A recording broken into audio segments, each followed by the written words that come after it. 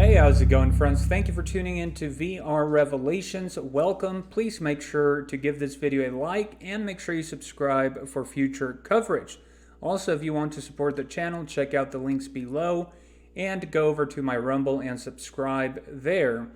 A lot of big news taking place today around the world, guys, but for the sake of this video, since I like to stay on one topic here, we're going to focus on the news that Finland has become a member of NATO. Now, this is big news because we know that this is one of the justifications that Russia gave, and one of the reasons they said was what caused Russia to invade Ukraine. Now, again, without getting into ideological debates and without trying to justify any of the two sides, we're just going to look at the superficial statements that were made by both sides, right? So, again, Ukraine was trying to join NATO, and Putin, Russia, said that that would be a threat to their national security. Well, why? Why is that, right? Because the U.S. tries to pretend like they don't understand Russia's motives. They're trying to make Vladimir Putin seem like a Hitler, like some historical or Hollywood villain. And, you know, they never talk about the reasons Russia gave for its invasion of Ukraine, right? They completely ignore that. They cover their ears and they say, oh, Russia's evil. How could they do this? Which is hypocritical. Of course, the U.S. has done this to numerous countries. They've invaded without reason. And so, again, this is nothing new, guys. War has been happening since the beginning of time. All kingdoms have gone to war, and most of the times throughout history, you have had one major superpower.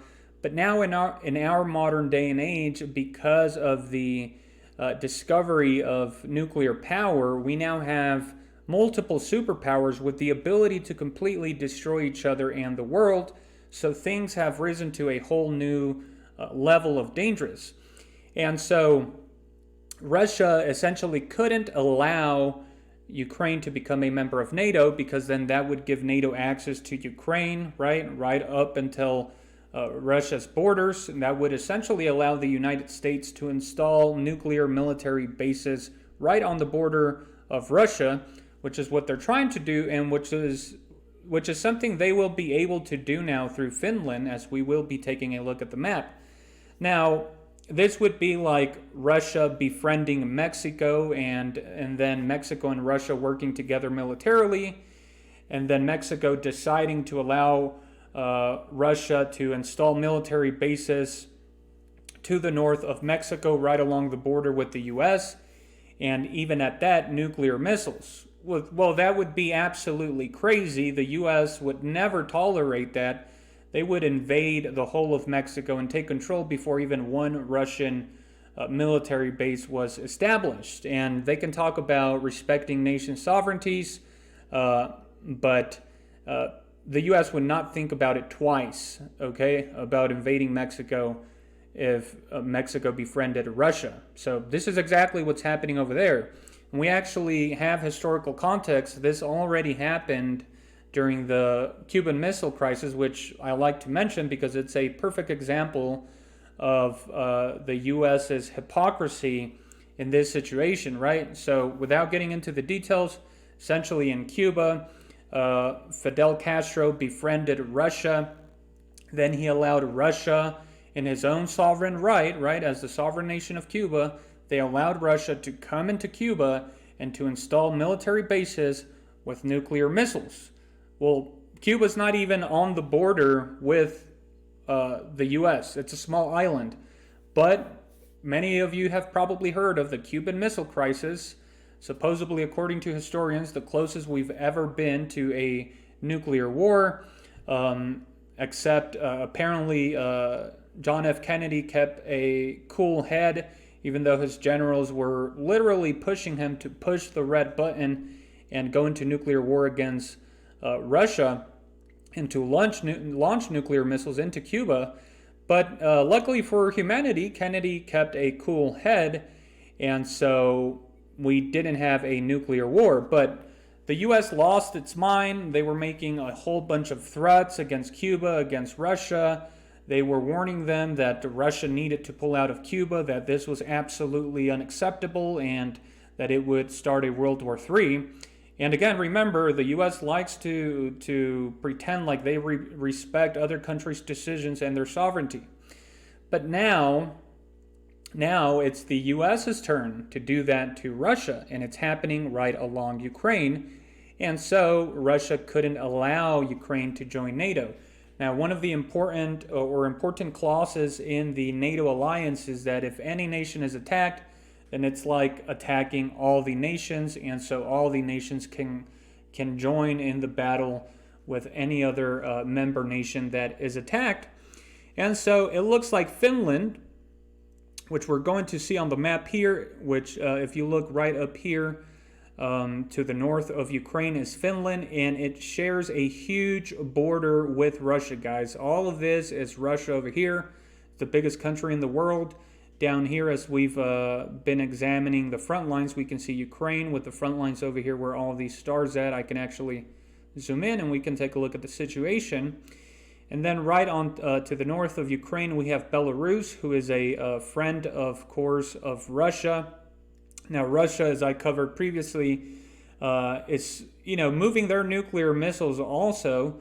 And so they announced that they had an agreement with Belarus, and they are going to install nuclear missiles, I'm sure, all along the border. So they will have, a short time of attack on all of these European nations.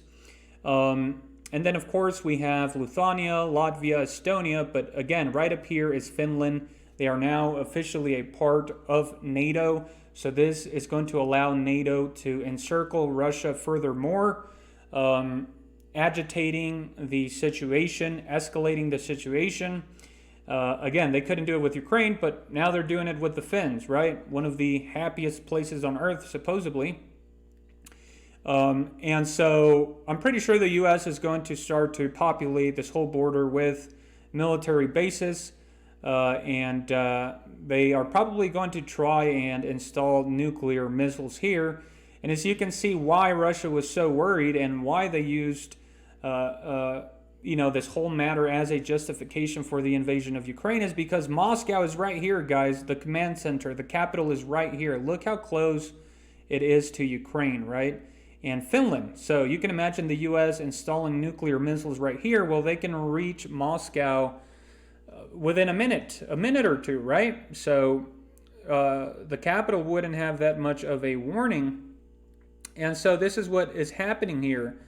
Now, again, Russia can also strike the U.S. quickly. Don't get it mistaken, guys.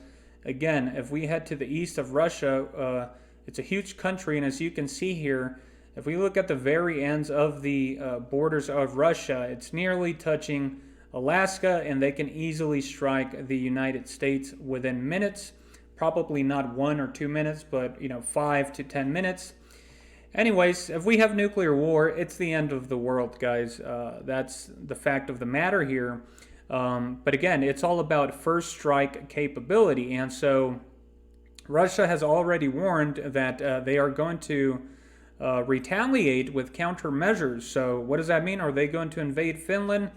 Probably not, because they're now part of NATO. So if they attack Finland, then it's all the other nations, the U.S., Britain, France, or whatever all these other nations are that are part of NATO will be able to join in the war via that clause in the NATO, the NATO rules or alliance. So this is definitely a big move, guys. Again, it's they couldn't get away with Ukraine, but it looks like they now got away with Finland. So let's take a quick look at a video here, and then I will read that article from The Guardian. We welcome Finland as the newest member of our alliance. We will raise the Finnish flag for the first time here at the NATO headquarters. 31 flags flying together as a symbol of our unity and our solidarity. On this day, on the 4th of April 1949, the Washington Treaty was signed to create a shield against aggression and the fear of aggression. For almost 75 years, this great alliance has shielded our nations, and it continues to do so today.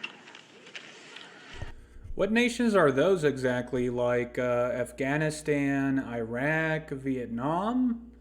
I mean, by the way you hear these elites talk, you would think that the biggest partner in the NATO alliance, the US, has never invaded a foreign country without permission, right?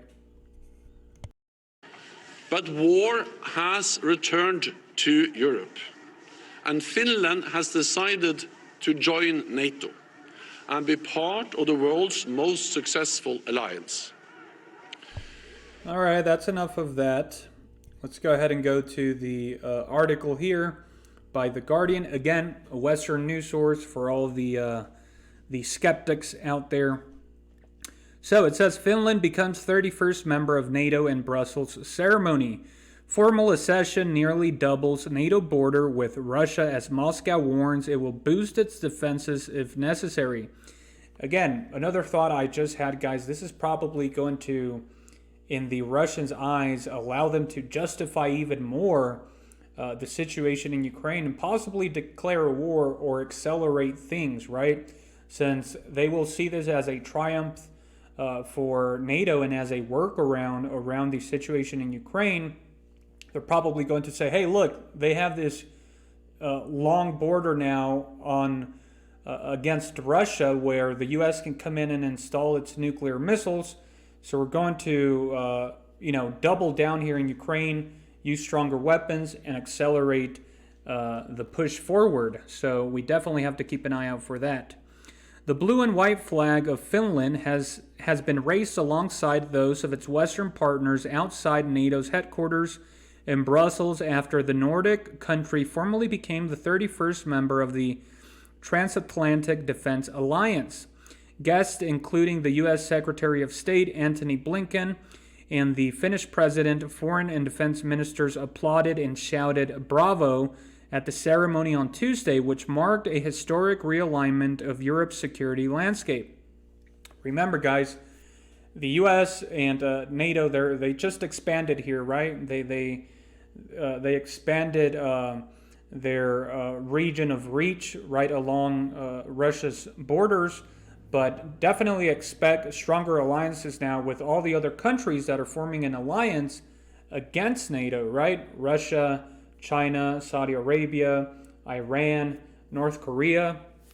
We're going to see, a counter reaction, guys. For every reaction, there is an opposite and equal reaction, right? Those are just the laws of nature. And I'm sure the U.S. is going to go up in arms and become really dramatic like they always do.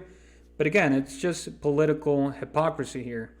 It's a great day for Finland and an important day for NATO, said Finland's President Sauli Niinisto.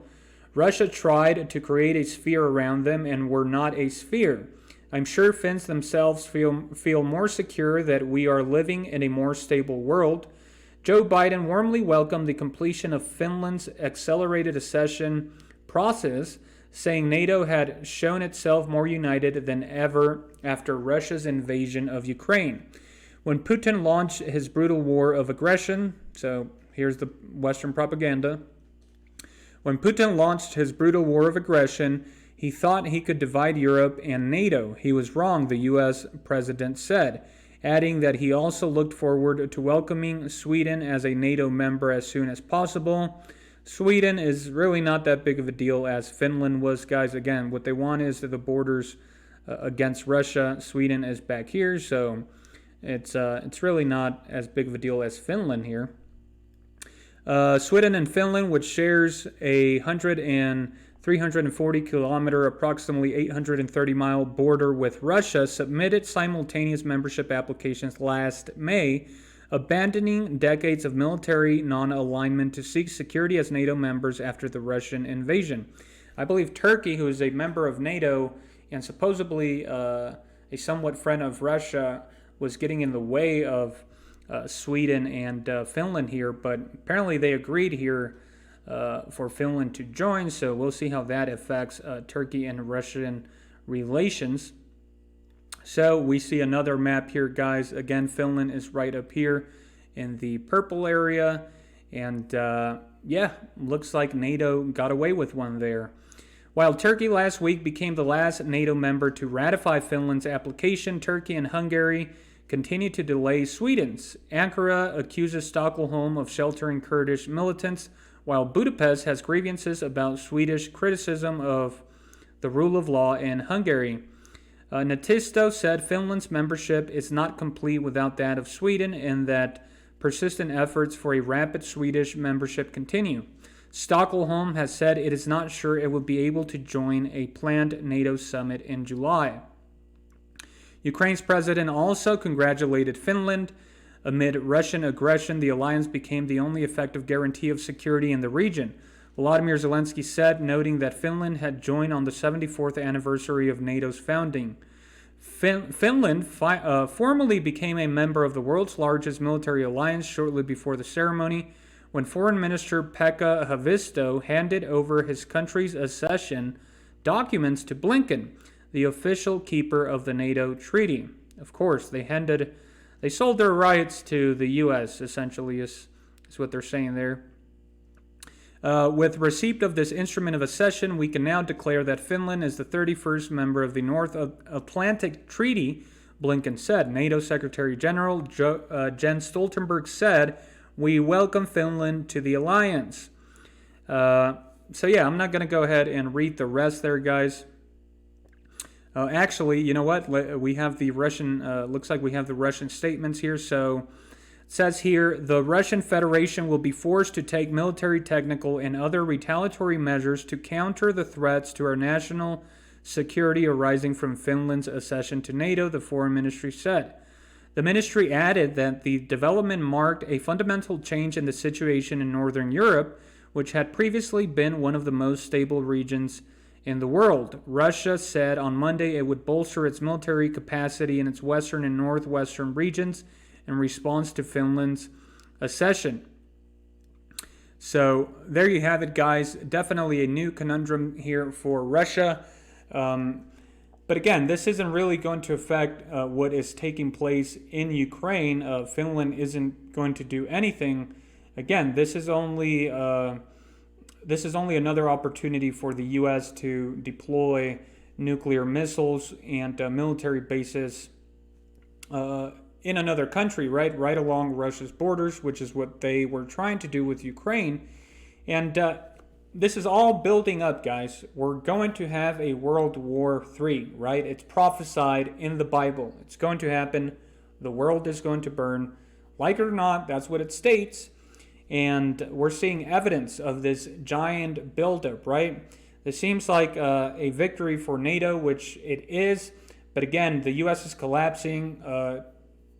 Donald Trump is about to be put in jail. Apparently, half of the country is divided. They're at each other's throats. The Western economies are collapsing. Banks are collapsing. Russia just made a major alliance with China. And so we're seeing the formation of this multipolar world that we keep hearing so much about, right? With one side being led by Russia and China, and the other by the United States and its allies. And eventually this will all culminate in a World War III. And so, this isn't going to change the situation in Ukraine, but it's going to continue to escalate things. But yeah, that's going to be it for this video. Let me know your thoughts and opinions down below in the comments. And just remember, the truth is stranger than fiction. Have a wonderful day, and God bless.